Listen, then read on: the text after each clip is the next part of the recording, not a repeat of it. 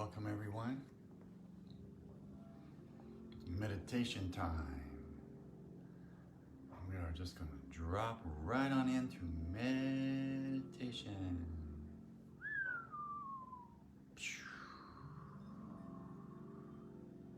Beautiful hearts. Thank you all for joining. Aloha everyone. It's a rainy day here in Santa Barbara. It's kind of like living in Japan again. Something magical about the rain. Kind of pulls us into the meditative state. Yummy rain. We're just going to breathe. First things first. Relaxing brain. Aligning with the planet. Letting that good feeling circulate.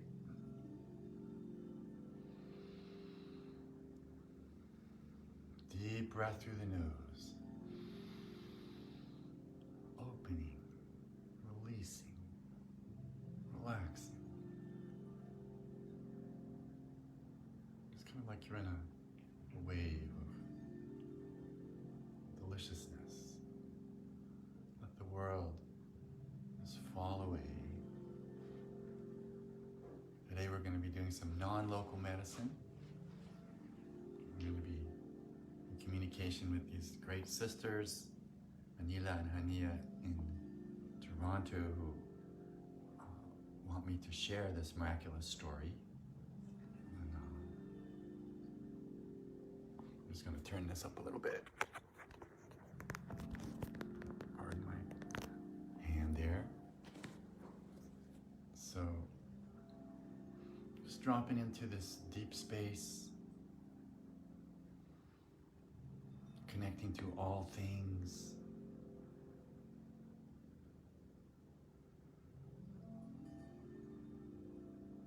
There's a miraculous story that happened that I'll tell you about shortly. We're going to continue with that healing. There's more to go. And I thought we'd use this as a kind of a way to get inside of this process and share it a little bit.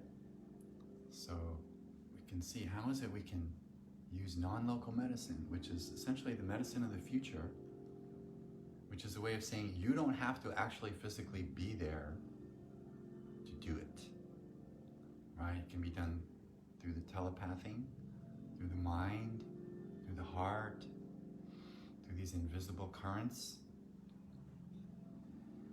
We'll explore that some more. But right now, we're just going to tune up a little bit. Align with ourselves. We want to get this group really wondrously fine-tuned today to do some magical work. We can work on everyone to some degree. So healing is at hand. Non-local medicine is the band, right? We're all doing this together. It's in real time. It's because we're all connected that this can work. And it can work for a variety of reasons that are pretty incomprehensible. I thought I'd make a stab at part of how non-local medicine works before we even sort of try to demonstrate it. This is a quote by Thomas Bearden, the physicist. And he's describing that there's actually another immune system in the body besides the one that we normally think of, right? The spleen, bone marrow, macrophage, killer T's, white blood cell response. So I'm just going to read, and about halfway through you realize you might not have any idea what this guy is talking about, and that's okay. Just let those few sentences wash over you, and we'll try to make some sense out of it, because it's about as advanced as it gets, but it's really cool stuff. So check it out. Okay. He says, this is from his book, The Energy from the Vacuum. It is not the immune system that heals. Instead, it is the cellular regenerative system. The natural method used by the cellular regenerative system is not chemical. The regenerative system uses the phase, here we go, the phase conjugate wave pair composition of increased scalar potentials. Basically, they're talking about massless photons that organize themselves in these pairs, and they create the antiphotons, and all of this happens when you have a thought, or when you decide to have a feel, or when you have a feeling. Out of the vacuum comes all kinds of energies, and it goes on here. So he says, I'll repeat that. The regenerative system uses the phase conjugate wave pair composition of increased scalar potentials on cellular membranes in every part of the cell to, quote, pump the cells in the time domain. This creates a, quote, anti-engine, unquote, for the specific disease delta or disorder, and it slightly amplifies this anti-engine within the limited capabilities of the body. Just one more paragraph here. This produces complex anti-forces in the body and inside the cells themselves, eliminating the detrimental engine delta of the disease. So, by adding the, quote, amplified anti-engines into the stricken cell engines, the cell's engine process, pathogens don't even need to be killed. Okay, so that's Thomas Bearden. That is a physicist talking about disease. Now, you don't normally get that, right? But Thomas Bearden is very special. He's one of Boeing's original people that understood anti-gravity back in the 80s. So this guy is like super, super, super advanced. And what he's describing on some level is how time and space come out of the vacuum, and there's this space energy that we're in that then sucks time energy out of the invisible place. So that's very complicated, but what that's saying is time and space, essentially, we conjure them up, right? They exist in the 0 point place, and we suck them out. Now, the alternation between time and space is a flashing on and off as we shift from 3D to 4D and back, right? And time needs to match space density for it to work. So time is a kind of energy, according to Thomas Bearden. And here's a really interesting thought, if you can handle this. Let's take an ordinary thing, like, well, an iPhone, right? It's got a dipole in that it's a positive and negatively charged thing. And when we polarize a vacuum, an empty space, it pulls energy. So this here device, or you could say U, is a kind of polarity dipole, or you could take a 9-volt battery, or whatever you want. That object in space has a spatial energy. But when the time energy comes in, it's 10 to the 17th power around it, which means you can't see the field of power that each object actually holds. It's in the invisible domain. Now, what would be another understanding of that? Kind of like the iceberg deal, right? That what you see is not really what's there, is a lot more. When Maxwell figured this out in the 1880s, whenever he did, he knew he would be laughed at and basically sort of condemned for coming up with such a conclusion that nobody could possibly comprehend. But in fact, he is the founder of discoverer of modern electromagnetics. And so this principle exists, that the ideas in simpler street talk would be to say that the energy that envelops you, that allows you to exist holographically, is a wave time function that comes swooping in from the invisible domain to balance out infinite space, and this mysteriously and wondrously allows us to exist holographically. Whew! Okay, so rewinding. So, just to refresh, so he's saying that there's an immune system that is like a doctor world would suggest, right? Immunoglobulins. But then he's saying the immune system that you're not familiar with is cellular regeneration. And we have to go, well, duh, because take a look. You have at least 100 trillion cells, and they are all regenerating as we speak. 98% of your molecules will be different completely, I think, within the year, right? Each part of the body has a different sort of phase for how it releases itself. So, going back to this regenerative immune system, how do we access that? Well, you don't have to do anything particularly special except meditate. And that's why we're here. Why? Because what the meditation does is it removes everything that's in between you and that experience, right? So you can, all your wave conjugate transverse scalar wave photons can do their magic just like they do in a cell phone. So coming to peace, just absorb that knowledge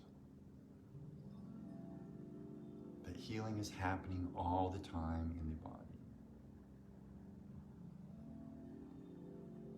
And just feel that.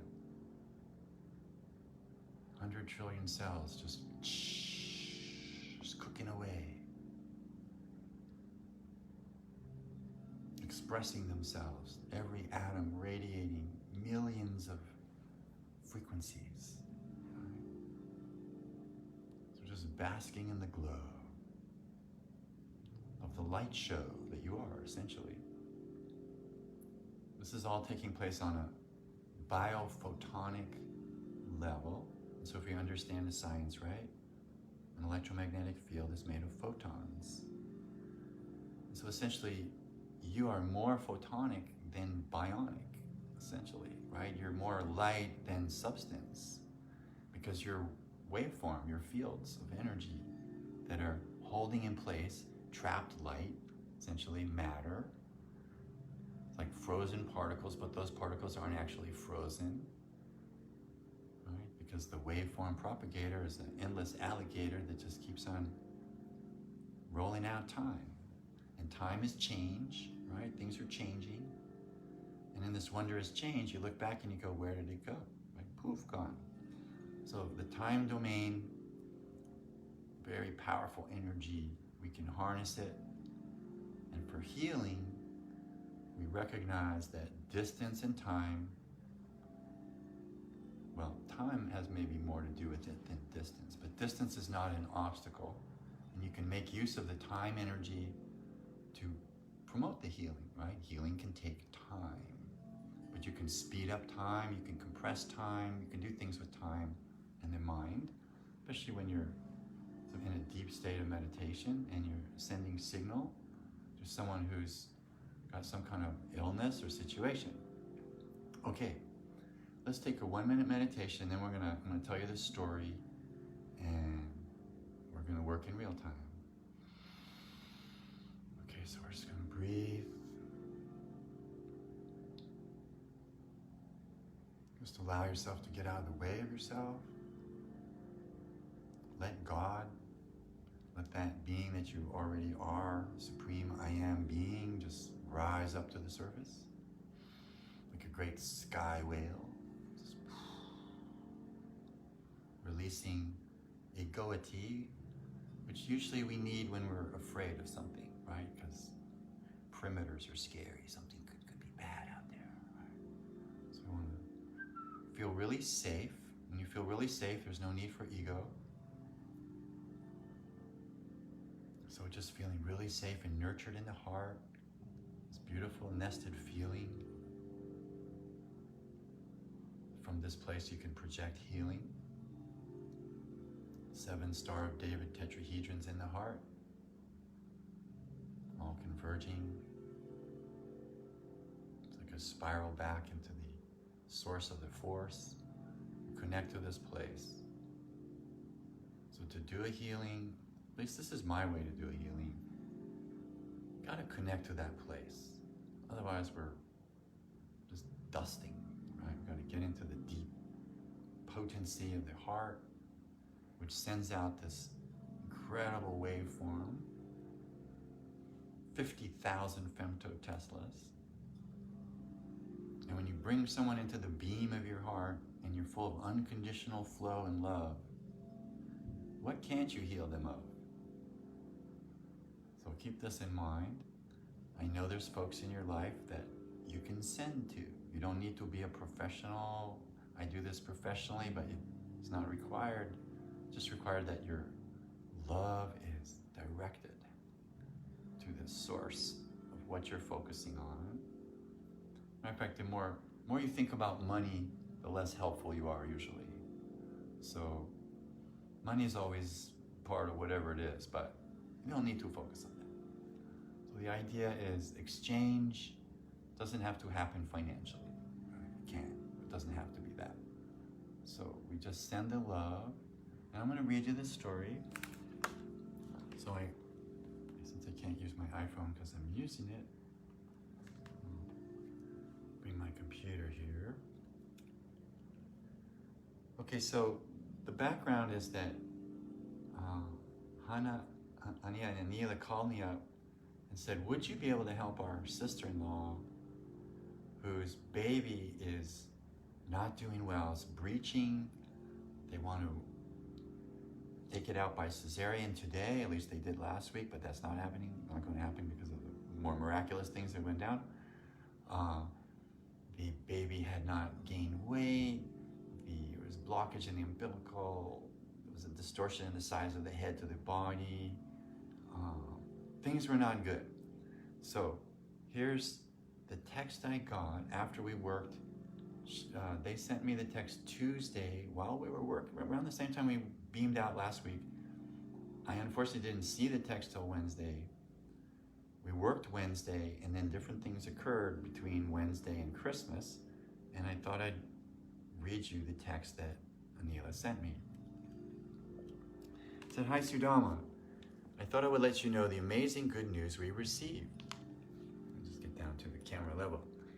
Shara just got back from her doctor, and her own words were that she had experienced a miraculous and total reversal of the desperate situation communicated to her on Tuesday this week. The baby gained about ½ pound a month during her pregnancy, and it gained an entire 3 pounds in 3 days between Tuesday and today, Friday, while we did our session with you on Wednesday. The stress test shows that blood flow to the umbilical cord increased drastically. The baby's heart rate has stabilized. The doctors and Shara and Nita and everyone are baffled and wondering if the initial readings they got were inaccurate or wrong.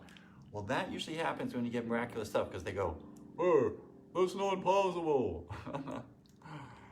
I've been doing this for 20 years. It's totally possible. A lot of people are doing this.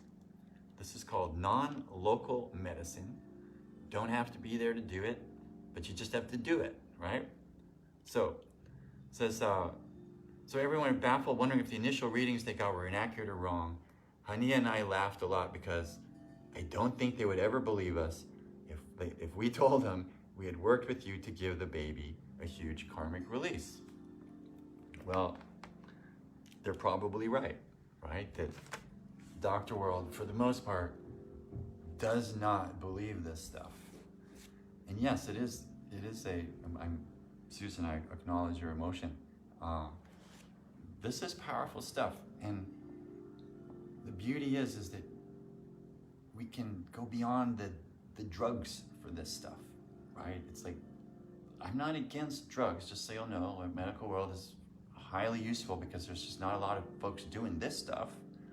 But I believe this is the future of medicine, and Dr. Larry Dossey, the Dallas intern doctor who gave non-local medicine its name, has written many books on the subject, and I totally recommend Dr. Larry Dossey if you haven't read him. Non-local medicine, the medicine of the future. Okay, so back to real time. I asked Anila about what is the newest prognosis for the delivery of the baby, and they said they moved it up to January 4th. And when we were working, I was using kinesiology to sort of track, like, what day is this? So I knew it wasn't going to be today. It was like, in January. So I came up with January 11th, and we'll see. Sometimes when you make future predictions based on kinesiology, you're on track, but the universe has so many variables and there's so many changes that predictions, the longer, the further into the future you go, right, there's going to be more changes happening. So kinesiology is best for reading immediacy, right? What's happening now? It could be like, okay, how's the baby today? Or you could check on that sort of thing, right? You could also ask, how's it going to be tomorrow? But then that's going to be dependent on other factors, other universes, let's call them. So, gathering our consciousness together, here's another thought to add to the mix, that every moment in time is like a brand new file folder. You just sort of click, drag, and drop, or open it up, and there's a new reality opening, right? Previous realities are relevant, obviously, but previous realities are blinking on and off. And so the newest reality, yes, Cancer full moon, is going to exert its influence stronger than the other realities, hopefully. And especially if you, in a sense, girded the power with your blessing, right? So when you're working with someone, and in this case we're working through Hana and Anila, for her sisters, working through two people to the mother to affect the baby in three totally different places. And this is how it can work, right? I do this a lot with dogs that are in dog hospitals and the person's freaking out at their house. My dog's dying, can you help? You know, they're in Jersey and the dog's in Queens. And next day everything's fine, right? Because we go in and clean up the electromagnetic mess, is kind of what it is. So what does that entail? There's a genetic mess. There's cultural distortion, overlays, inlays. The list is long, all the possibilities for things that can go wrong. So I thought we'd just tune in right now, and let's say we're going to continue, and we'll help others here today as well, but just give this baby some more grace and bring you guys in to the blessing mix so that you can start to experience doing this, because I believe everyone is a healer and we need to learn this, right? Especially now. So we're gonna breathe. So we're imagining the situation.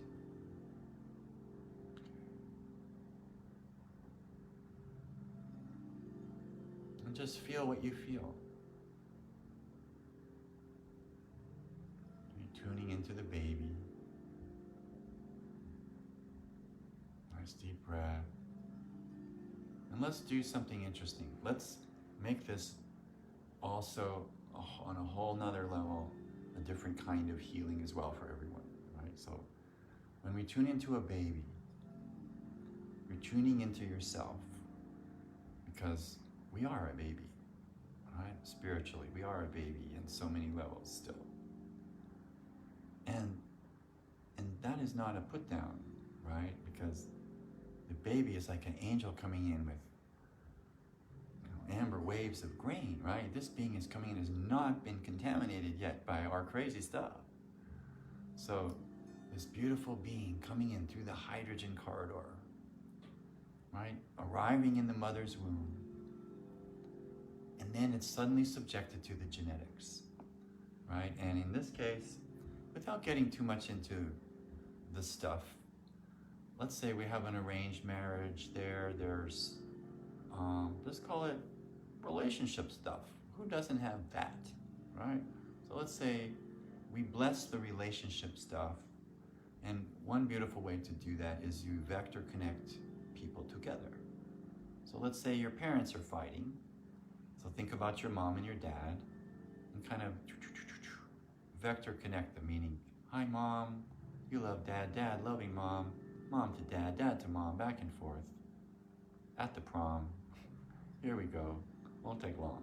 Okay, so you just go a little and you think, well, so what? But in fact, when a third party comes in and sends you a little grace like that, it doesn't take much to change an electromagnetic system, right? Just one little ding, and entire realities can shift. Okay, so we're tuning in, we're blessing, sending unconditional love, imagining this baby totally healthy, born brilliantly, growing up with no problems whatsoever, no distortions in the size of their body, head, complete reboot. Because we're holding this space in this universe in that way, it gives strength to that universe in a way that might not ordinarily have that energy. So in a sense, we're highlighting those universes so that the greater outcome can occur. Voodoo would be the opposite, right? People holding the negative outcome for whatever crazy reason. And that too can be accomplished by people with intense energy and, in this case, sorcery. But this is shamanism, not sorcery, right? Sorcery is a manipulation, essentially, for negative purposes or some other selfish reasons. Pure unconditional love healing is for the benefit of all beings. And so we just want to be with the beings and the breath and just be. No agenda except beautiful outcome.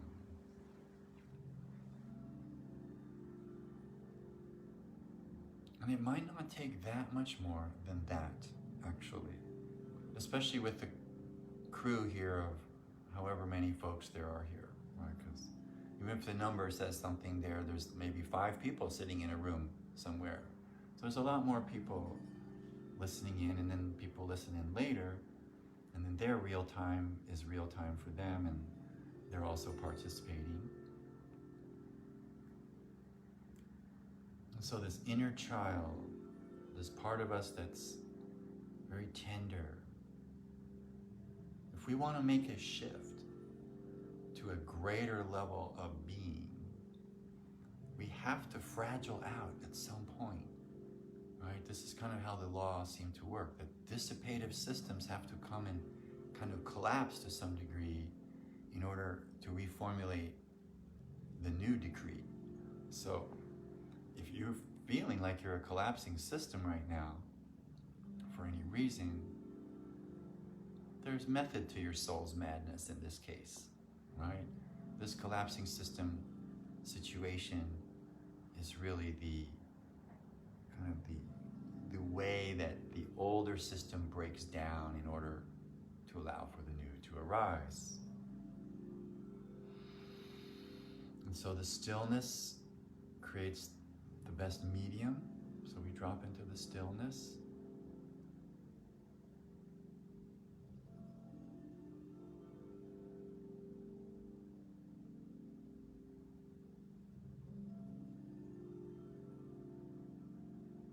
And then just to address, say, the negative voices that might come up.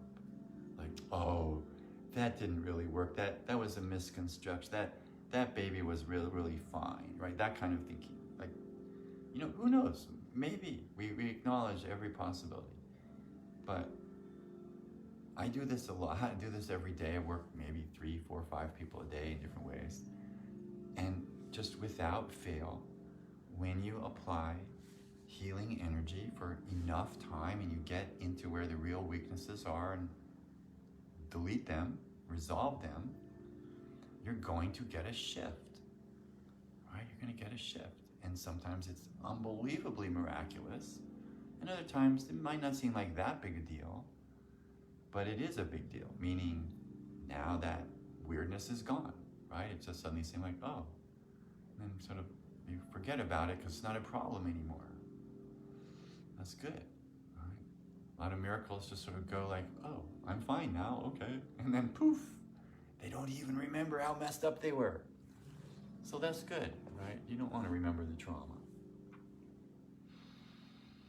Okay, again, dropping back into the deep zone. And it's in this 0 point place, in the 0 point plaza. It's the meditation station consolidation zone. All aboard the train. The genetics are kind of like a unbroken chain train that goes back millions of years. They cash out their parts, but it's the same call it pattern emerging.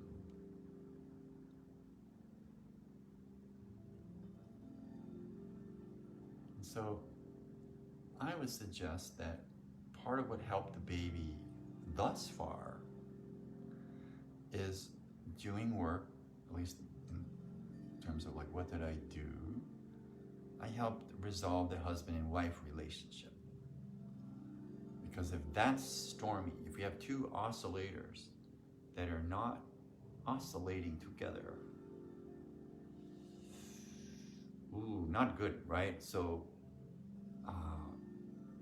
nature has designed it so that it's better that the oscillators work together, right? When they're close together. So it does, resonance is available, but the genetics sometimes are such that the people can't even help it, right? Their lack of resonance is coming from unfinished business in the family line. As Jung says, there's no such thing as mental disease. There's only family issues, right? So this, when you bring together a couple, you've got two lineages coming together. And in the case of an arranged marriage, it might be that the resonance is not as natural, right? Just, it's not the natural, organic attractor fields. They're more culturally imposed. But as we know, we can algorithmatize to a situation, right? We can align with the situation. And so even two totally different people can figure out the law of comfortable space and come into alignment.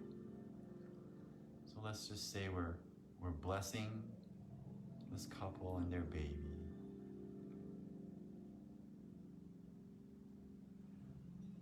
Okay, so that should help even more, right? Maybe the baby can get heavier and more substantial and come into this world with greater resistance, at least greater immune strength.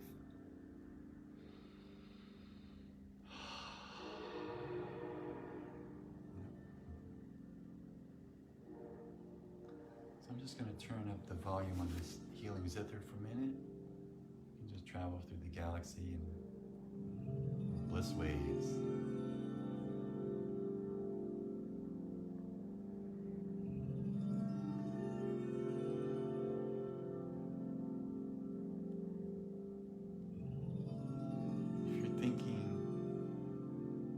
Do I target if you're sending energy? I would suggest the heart, but you're probably more likely to catch the spine, right? It's sort of the big tower of broadcast station of pure creation. Right? It's going to download your signal.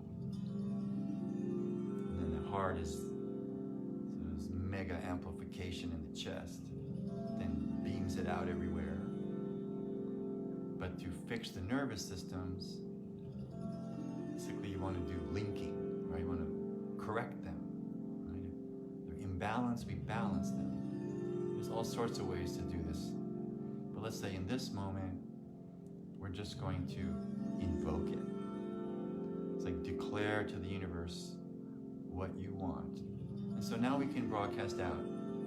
Let's say, this beautiful family's now received the blessings of everyone. And so now Dalai Lama says, be wisely selfish. So let's get selfish for a minute. Help yourself. Help your friends. Help your family. Okay, so here we go. So whoever's in your world is not well, notice how you feel about that. Maybe subconsciously we like it that they're not well. It gives us power over them or something crazy. But let's say short of that, we're just going to bless. Imagine them fine. That's a very powerful healing picture signal you send, right? This is how we talk to animals. They think in pictures. You send them a picture of them doing fine, and they like that.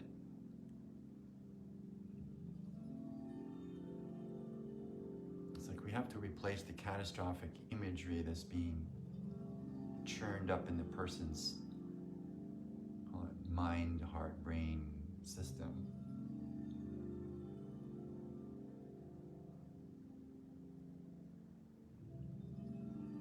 And you'll notice that as you get better at this,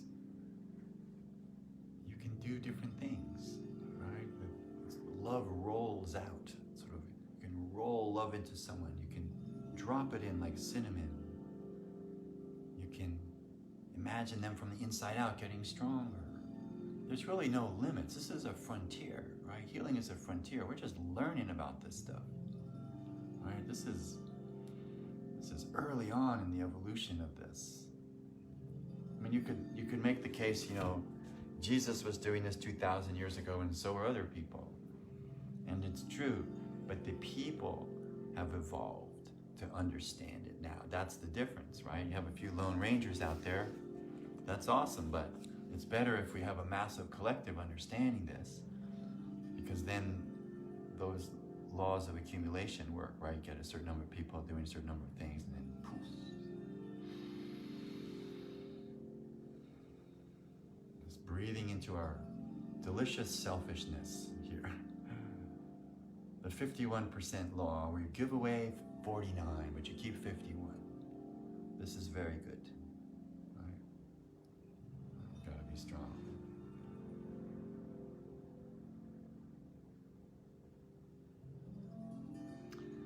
Well, on a lighter note, I have a poem, sprinkling in cinnamon. This is a poem called At Cafe Latte, 83rd in Amsterdam. This is a poem from the 80s on a little fun date. Having coffee with someone. It's called The Gods Eat Peanut Butter When It Rains. The gods eat peanut butter when it rains, he says. She laughs with her elbows and orders another cappuccino. There must be more sand, she says with her eyes, and a small dune appears in her palm. She pours the desert world into his palm, and it is soft like cinnamon. It is cinnamon. He puts it in her cappuccino. The thunder is warm and the lightning is moist. The stones are amused. She is not what he seems, he is not what she seems. A billion possibilities swirl in the cappuccino. They order biscuits. So a billion possibilities swirl in our cappuccinos. So what possibilities are you interested in right now for yourself? We're going to do a little dharana, a little mini meditation, healing meditation. And one of the ways that dharana works is you summon up what it is you want with all those feelings, and then you drop the form and you just feel the feeling. This especially works well if you're in distress, meaning if you're in love with someone you can't have. You just imagine the love you're feeling and then drop the person. And then there's the love that you can't have. Forget about the person. So that's the idea of the dharana, right? That you sort of enter into a field of something and then clear out that which is not right about it or is not working for you. Because essentially, it's pure love anyway, whoever it is, whatever is going on. You can connect to that love. So to apply the dharana to a healing situation, let's say summon up a person in your mind and think of all the faults this person has for a moment. And then delete them. Meaning imagine them like suddenly they became an angel, or suddenly they took off this costume and they revealed themselves as the light. And you're like, oh my God, you're the light. You're not all of these horrible things I thought you were. So that's a very powerful healing, because most people are not doing that with each other, right? They're just projecting all of this crap, and then you feel it, right? And it's just bouncing off each other in this funky way, right? But if you're just rolling forward into the love, into the grace, if you're seeing the light in the person, then it's just fluid, frictionless flow. So taking your chosen being, and sometimes people don't want healing, so it's probably better to send it to a family member that's you have permission. Or you can send it, I think of it as an email healing, meaning you want something to happen with this person, so maybe they like you more or something, so you sort of send them that kind of healing, but you send it as an email so that they have the option to read it or not. That way there's no force, right? You're blessing them, and they have an option to disbless, right, if they want. Okay, so we're imagining the person you want to target with your love.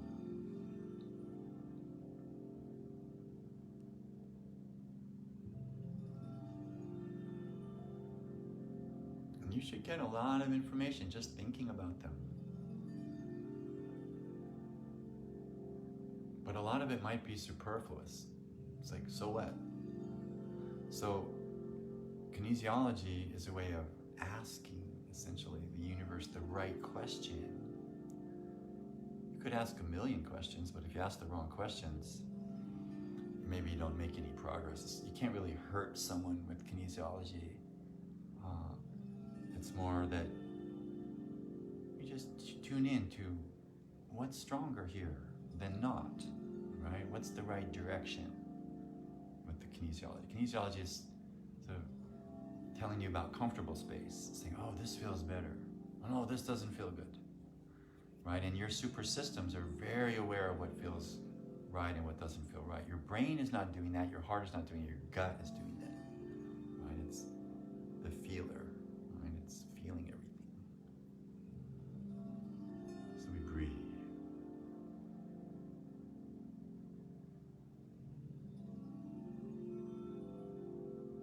Just feeling.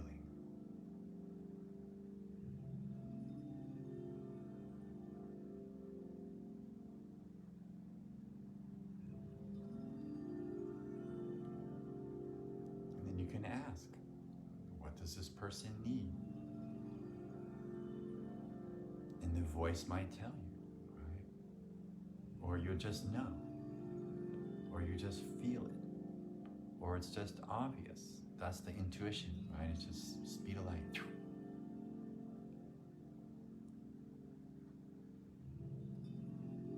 Maybe they want more color purple. Send them more color purple. Maybe they're feeling sad. Send them more love.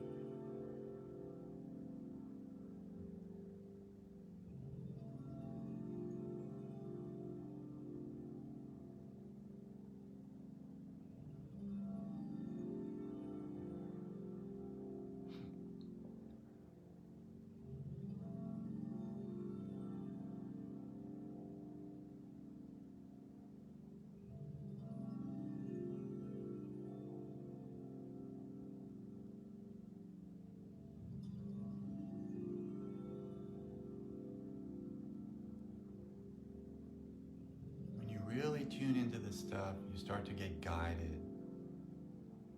It's like lane adjusters in a car, right? You start to go one way, it says, no, it pushes you back. Pushes you this direction, and you explore that. It's very subtle. And then you find, someone says, well, how do you know that you've done the right thing? The result. Doing it right, person's going to feel better. Now, it might not happen in that moment, although it might. It could root. Sometimes the next day they're feeling fantastic, or maybe the third day they're feeling fantastic, and the second day they have to process. So it depends on what it is, right? If with certain cancer, certain really heavyweight chronic stuff, you might not even make a dent in that stuff. Actually, it's so chronic, it's so embedded, it's so ancient, it's so genetic, it's so gnarly. So, you know, that's where you call the professionals for that stuff, and even the professionals have a hard time with a lot of that stuff, right? It's just bodies already locked into some karmic thing. So, but I would say that, you know, you might not be able to change everything on the physical level. Some people just have like maybe a leg that's paralyzed, and that's going to be the way it is for the rest of their life, perhaps, or something like that. But your consciousness doesn't have to be in a bad state, right? You can be healed on so many other levels, even if you have hit a certain limitation with the body. Because you can transform that limitation in other ways, right? It ceases to be a limitation at that point. It's just what it is.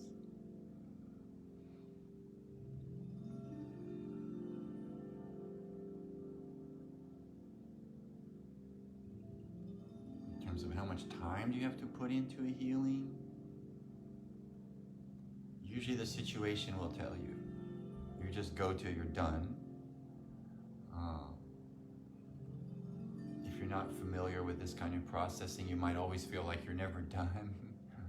But it's like there's a certain law in the universe. When something's done, it's done. It just feels like, okay, we're done. At least for that round, for that moment. People can only handle so much.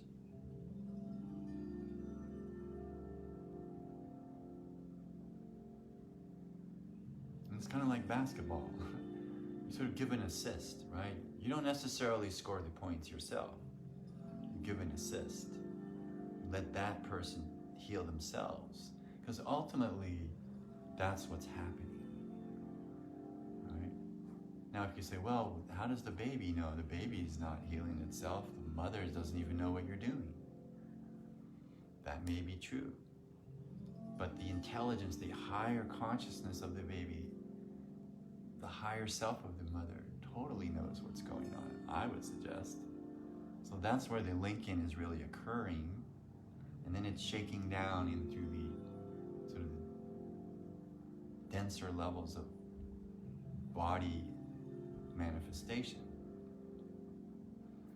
Because the more subtle the issue, right, deeper you have to go to get it. It's not necessarily physical. It's not necessarily even emotional or mental. It could be past life stuff. And so what could that look like? Okay, so we have a situation where body's not getting nourished, right, somehow. So what would that look like? Person might have died of starvation, actually. Seriously, literally. So you have to clear that. You have to do something about that. You have to bless that.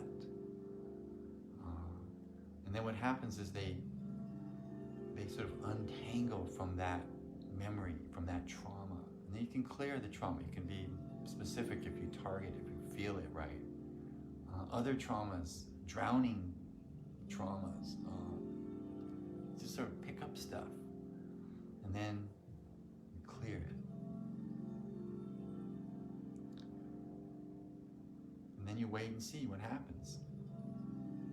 Right? It's like planting a seed.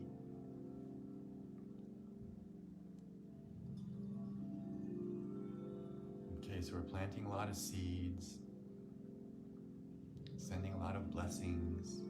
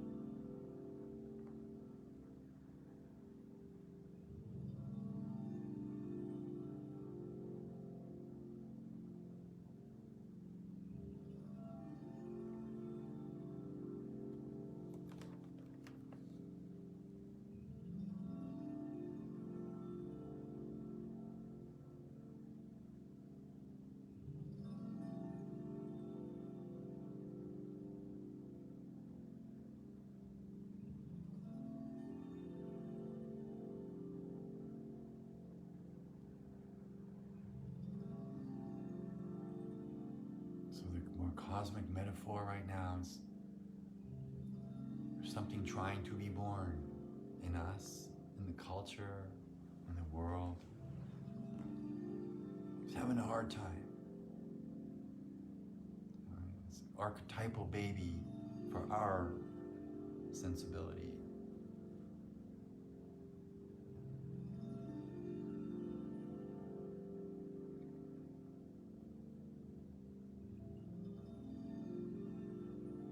So what wants to be born in you is having a hard time.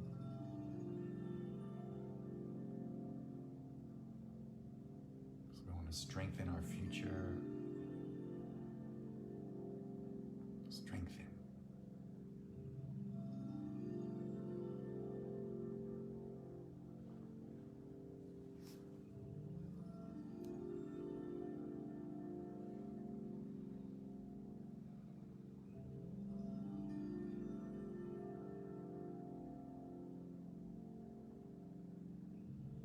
You're a broadcast station of pure creation.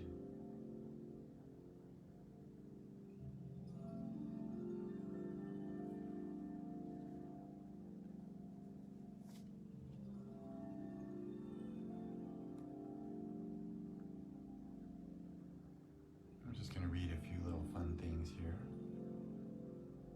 If you can manage discomfort, you can transcend perfectionism, blame, and rationalization. That's Brené Brown.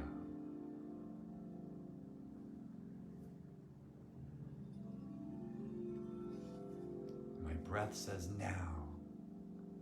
My mind says how. My body says wow. My mind says now, now. My breath reminds me now. We breathe.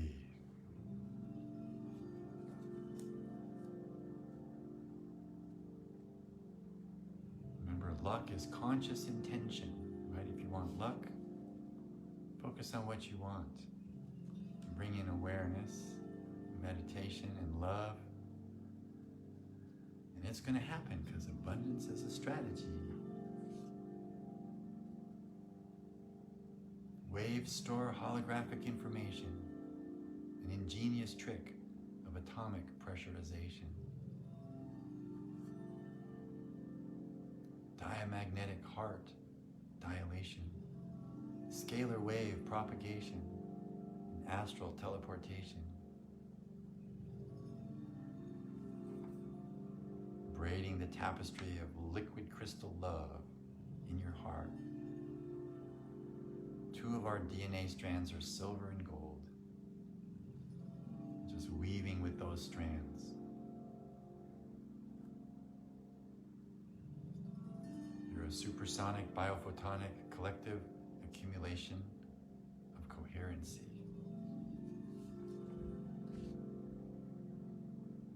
Shoot forward and be invincible. That's the watermelon seed principle. This is just original blurbs here. You can be a wave, you can be a particle. Whatever you are, you're the genuine article. When we question its very basis, the world is in suspended stasis. No need to compete to be complete. And this is from a song I wrote called Green Evolution. It's just one of the verses. The power is everywhere. Nikolai Tesla got it right out of the air.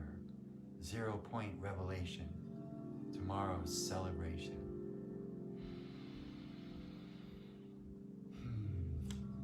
For everyone with moon in Cancer, wow. Full moon energies are happening. That means things are bursting. It's a crazy month coming up. Probably politically, gonna be some clashing maybe. 4th, 5th, 6th, 20th, 28th. Breathe and just send love. All right, get through this month. It's like the gears are grinding and there's a giant new cycle coming in. That we're aligning with. Like I mentioned before, when we get fragile, sort of broken down, that's kind of the requisite situation to transform with, right? can't go to the next level. That's sort of a solid thing that's stuck, right? It has to reformat. So we're just using the full moon boost. I'm gonna turn this off before the copyright cops come in. Nail me for playing a song I shouldn't play. Got a couple minutes left. That's just a little hallelujah. How about that?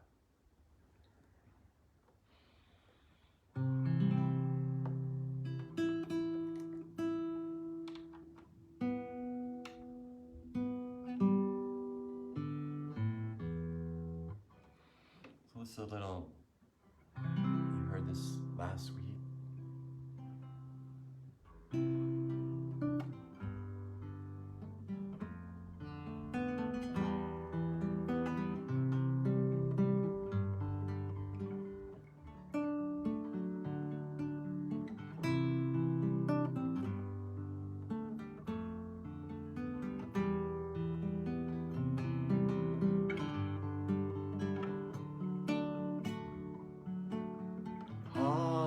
Hallelujah, hallelujah,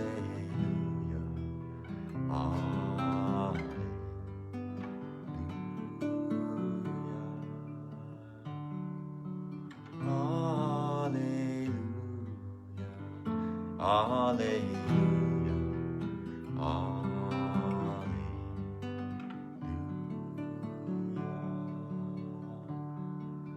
Shri Ram Jai Ram, Shri Ram Jai Ram, Shri Ram Jai Ram.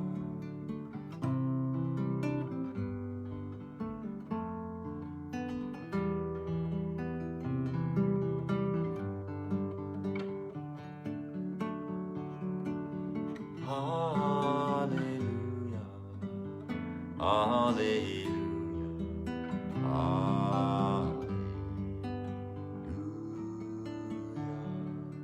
Shri Ram Jai Ram, Shri Ram Jai Ram, Shri Ram Jai Ram.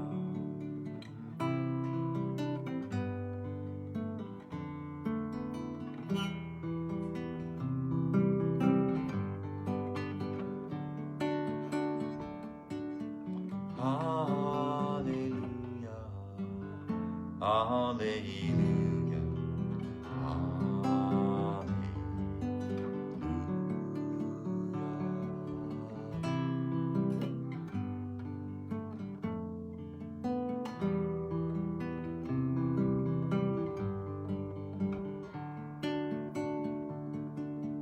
Shri Ram Jai Ram, Shri Ram Jai Ram, Shri Ram Jai Ram, Shri Ram Jai Ram, Shri Ram Jai Ram, Shri Ram Jai Ram.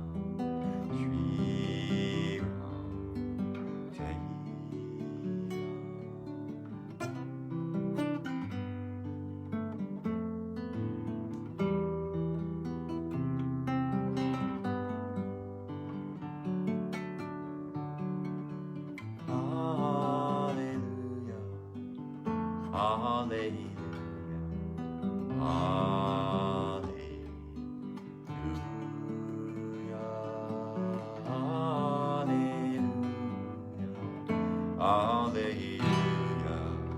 hallelujah.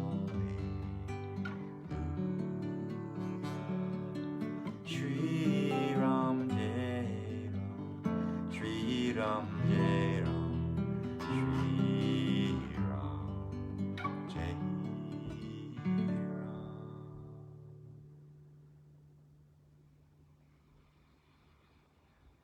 Hallelujah, hallelujah. Namaste, everyone. Have a beautiful evening. Thank you for being here. Thank you for beaming out to Hania and Anila, her sister Shara and their baby. Thank you, and for blessing everyone. Namaste. Mañana, 5 o'clock. Facebook Live. Subscribe to YouTube channel, Sudama Mark Kennedy. There's at least 35 meditations up there now. And they're full of love. Namaste. Namaste.